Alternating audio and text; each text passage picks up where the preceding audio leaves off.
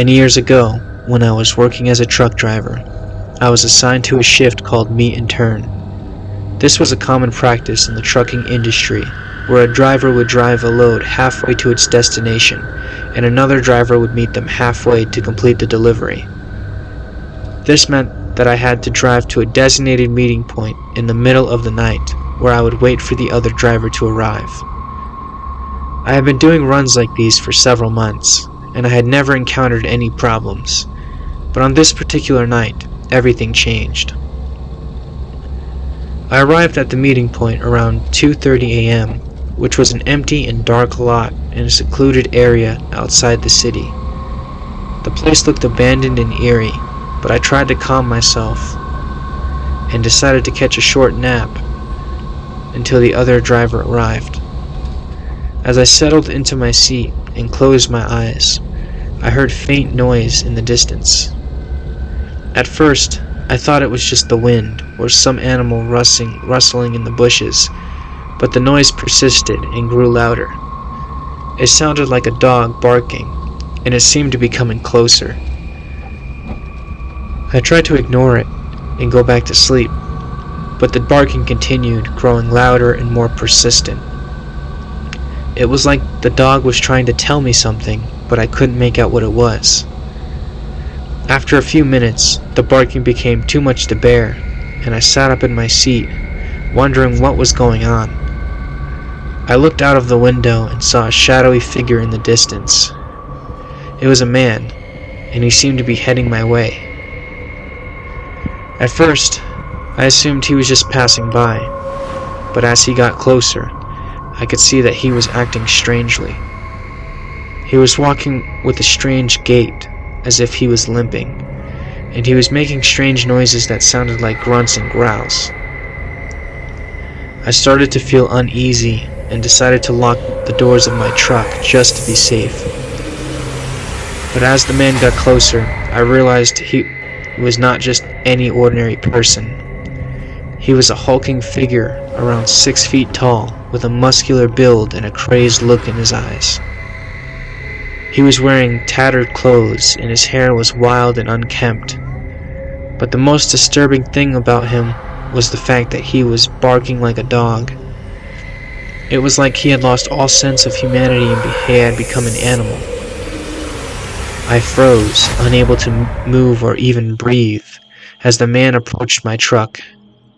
He stood just inches away from the window, barking like a rabid dog, his eyes gleaming with madness. I could see the spittle flying from his mouth, and I realized with growing horror that he was trying to break into my truck. My heart was pounding in my chest, and I was on the verge of passing out. I knew that I had to get out of there, but I was afraid that if I moved, the man would attack me. For what felt like an eternity, I sat there, paralyzed with fear, as the man pounded on the window with his fists, trying to break through the glass. The sound was deafening, and I was sure that at any moment the window would shatter and the man would come in. Finally, with a surge of adrenaline, I managed to start the truck and speed away.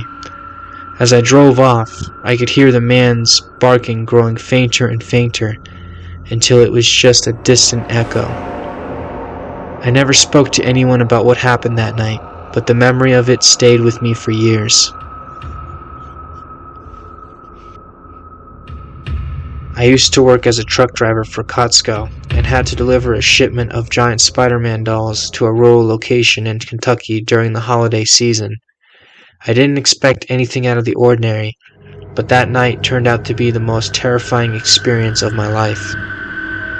As I drove down the deserted road at around 3 a.m., a feeling of unease crept onto me, making me shiver despite the warmth of the truck's heater.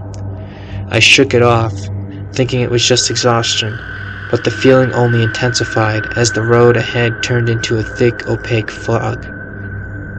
The kind of fog that makes you feel like you're driving through a dense cloud, unable to see more than a few feet ahead.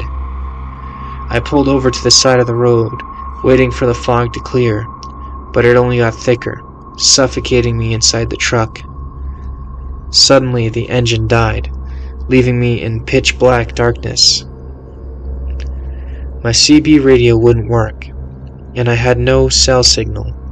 I was completely alone, trapped in a thick fog with no way to communicate with anyone. As I sat there in the eerie silence, I heard a faint sound. At first, it was a child crying, but then it slowly transformed into a woman's desperate sobs.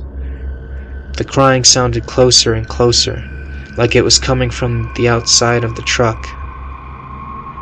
I lowered my window and asked if anyone needed help, but the crying stopped abruptly.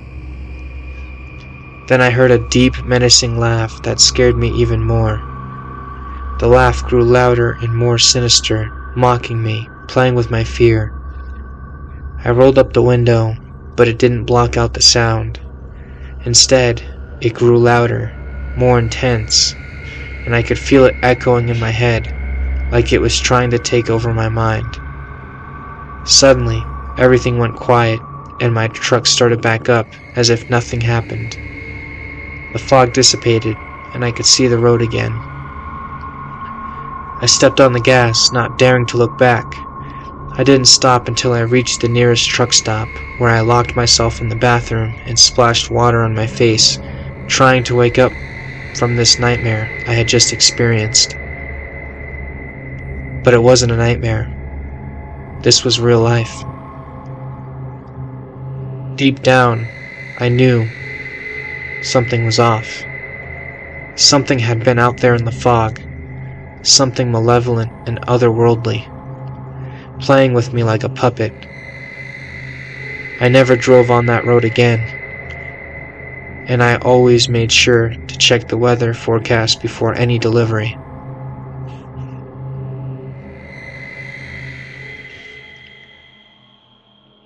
It was a dark and stormy night when I found myself pulling up to a gas station to fill up my tank.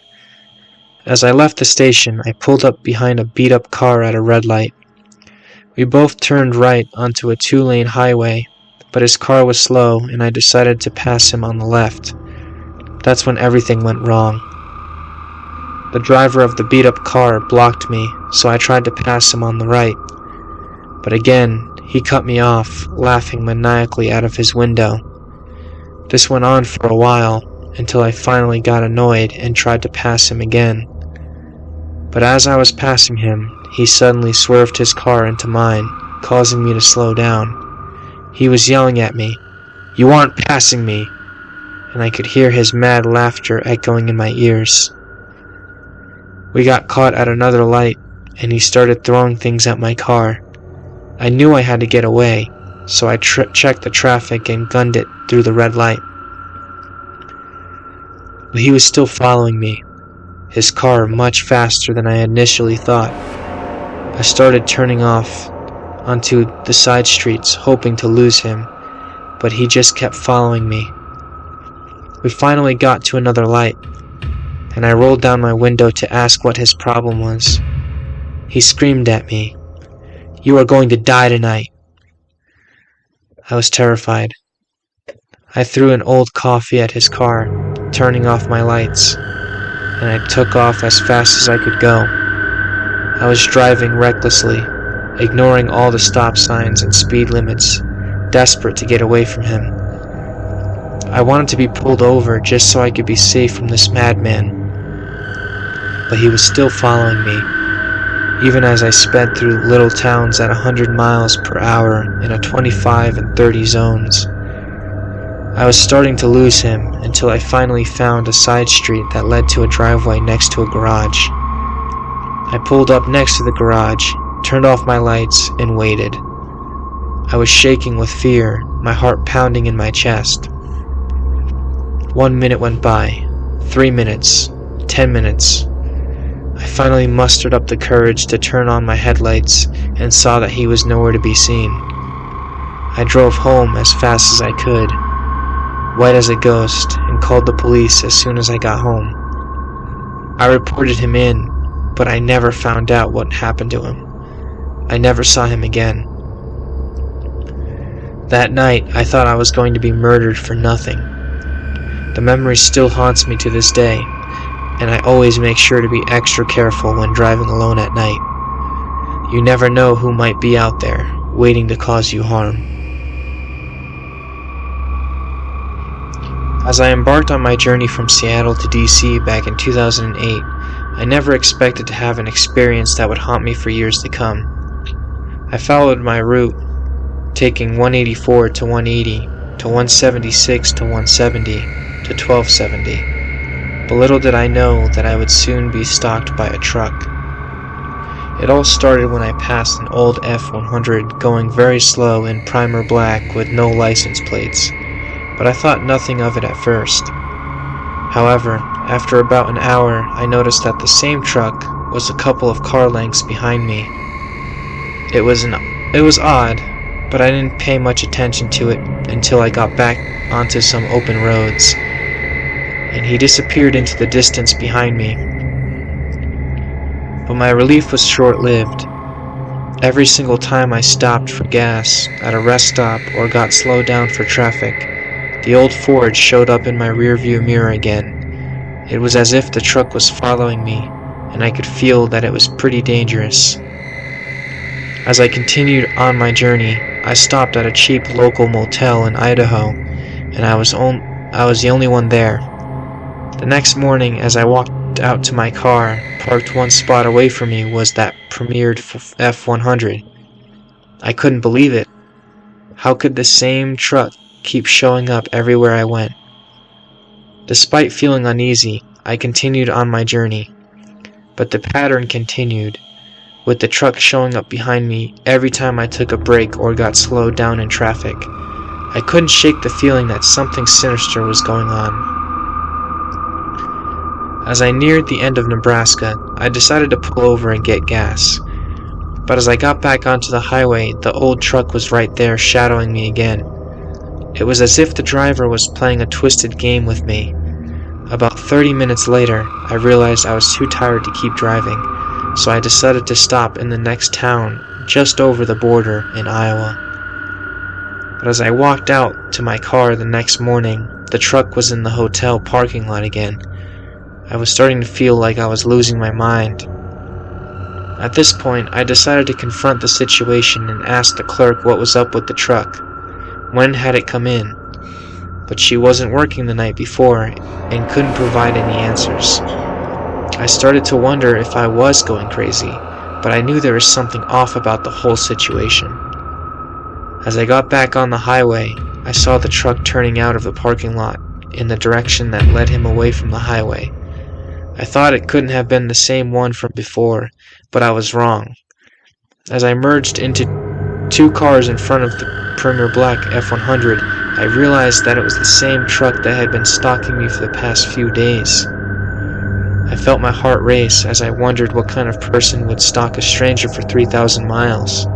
I tried to shake the feeling, but it only got worse as the truck continued to show up behind me at every stop.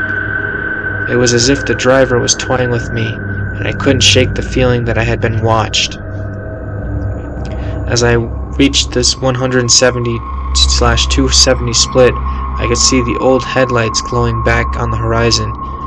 I knew it was him. I wondered if the truck would follow me down 270 and be parked down the street near my house the next morning when I woke up. But the truck continued on 70, and I never saw it again.